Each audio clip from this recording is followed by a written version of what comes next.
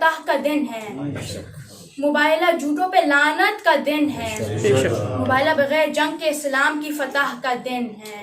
صلوات اللہم صلی علی محمد۔ اس لیے ہم سے نہ پوچھو 24 ذی الحج کو ہم جشن کیوں مناتے ہیں، عید کیوں مناتے ہیں؟ الحمدللہ ہم مسلمان ہیں، مومن ہیں، ہم اسلام کی فتح و کامیابی پر جشن ہی تو منائے گئے۔ مباہلہ واضح اعلان کر رہا ہے، اے مسلمانوں، تنہا قرآن تمہارے لیے ہرگز کافی نہیں ہو سکتا جب تک کہ اہل بیت کا ساتھ شامل نہ ہو۔ آیت تو آ گئی تھی مگر ان کو نہیں لے جاتے تو مباہلہ کیسے ہوتا؟ مصداق آیت کون ہوتے ہیں؟ مباہلہ قیامت تک کے آنے والے مسلمانوں کو پیغام دے رہا ہے کہ قرآن اور اہل بیت ساتھ ساتھ ہیں۔ صلوات اللہم صلی علی محمد وعلی محمد۔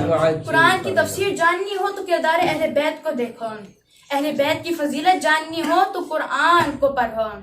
واقع مباہلہ کچھ اس طرح سے ہے کہ فتح مکے کے بعد نجران کے عیسائی رسول خدا کے پاس آئے اور ان لوگوں کو 3 دن تک مہلت دی گئی۔ اس کے بعد رسول خدا نے انہیں دین اسلام کی دعوت دی۔ انہوں نے رسول خدا سے سوال و جواب شروع کیے جس کا رسول خدا نے جواب دیا۔ چند ایک پیش کرتا ہوں۔ عیسائیوں نے کہا کہ آپ حضرت عیسیٰ کو برا بلا کہتے ہیں۔ رسول خدا نے فرمایا نہیں، میں انہیں پیغمبر اور ابت خدا مانتا ہوں۔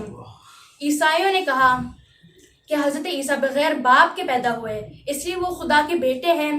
اس سوال کے جواب پر رسول خدا نے فرمایا پھر حضرت آدم بغیر ماں اور باپ کے پیدا ہوئے تو ان کے بارے میں کیا عقیدہ ہے؟ صلوات اللہم صلی علی محمد وعلی محمد۔ بس عیسائی ضد میں پڑھنے لگے تو خدا نے سورہ آل عمران آیت نمبر 61 کو نازل فرمایا۔ اعوذ باللہ من الشیطان الرجیم، بسم اللہ الرحمن الرحیم۔ ندعو ابناءنا وابناءکم ونساءنا ونساءکم وانفسنا وانفسکم، صدق اللہ العلی العظیم۔ صلوات اللہم صلی علی محمد وعلی محمد۔ آؤ ہم اپنے بیٹوں کو بلاتے ہیں اور تم اپنے بیٹوں کو بلاؤ، ہم اپنی بیٹیوں کو بلاتے ہیں اور تم اپنی بیٹیوں کو بلاؤ، ہم اپنے نفسوں کو بلاتے ہیں اور تم اپنے نفسوں کو بلاؤ۔ رسول خدا نے فرمایا خدا نے مجھے حکم دیا کہ تمہارے ساتھ مباہلہ کروں۔ عیسائی اپنے پادریوں کے پاس گئے، مشورہ لیا کیا کریں تو عیسائیوں کے پادریوں نے کہا سنو، اگر محمد مجمع کے ساتھ آئے تو مباہلہ کر لینا اور اگر چند افراد کے ساتھ آئے تو مباہلہ نہیں کرنا، کیونکہ عاجزی انبیاء کرام کی سیرت ہے۔ عیسائی تھے مگر جانتے تھے کثرت کا نہیں کوثر کا احترام کرنا چاہیے۔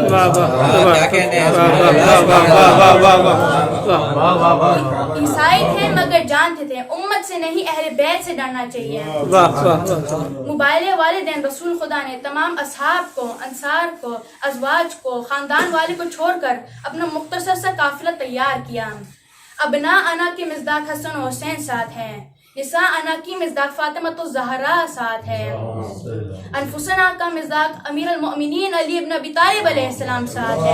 اللہم صلی علی محمد وعلی محمد۔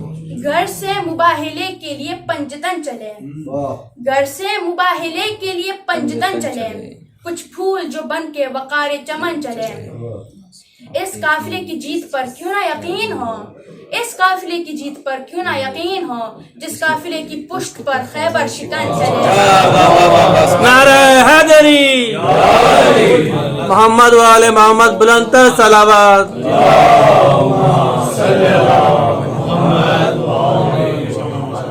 اب سوال یہ ہے کہ ان کے علاوہ تقریباً 1 لاکھ مسلمان موجود تھے تو رسول خدا نے ساتھ کیوں نہیں لیا؟ جواب آسان ہے، بات تھی جھوٹوں پر لعنت کی تو لعنت وہی کر سکتا ہے جیسے کعبے میں رکھے ہوئے بت وہی توڑ سکتا ہے جس نے اپنی زندگی میں کبھی بتوں کو سجدہ نہیں کیا۔ رسول خدا جانتے تھے کہ مباہلے میں وہی جا سکتے ہیں جو آیت تطہیر کے مالک ہو، جو عصمت کبریٰ کے منزل پر فائز ہو۔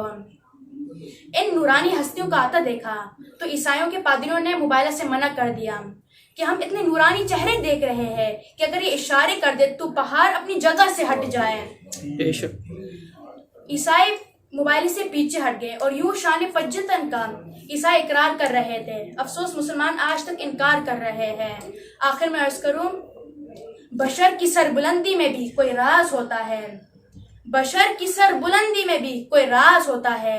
جو سر دے دے سر میدان وہی سرفراز ہوتا ہے. واہ واہ واہ واہ سبحان اللہ. جہاں پر ختم ہوتی ہے حدود انسانی، جہاں پر ختم ہوتی ہے حدود انسانی، وہیں سے پنجتن کی شان کا آغاز ہوتا ہے.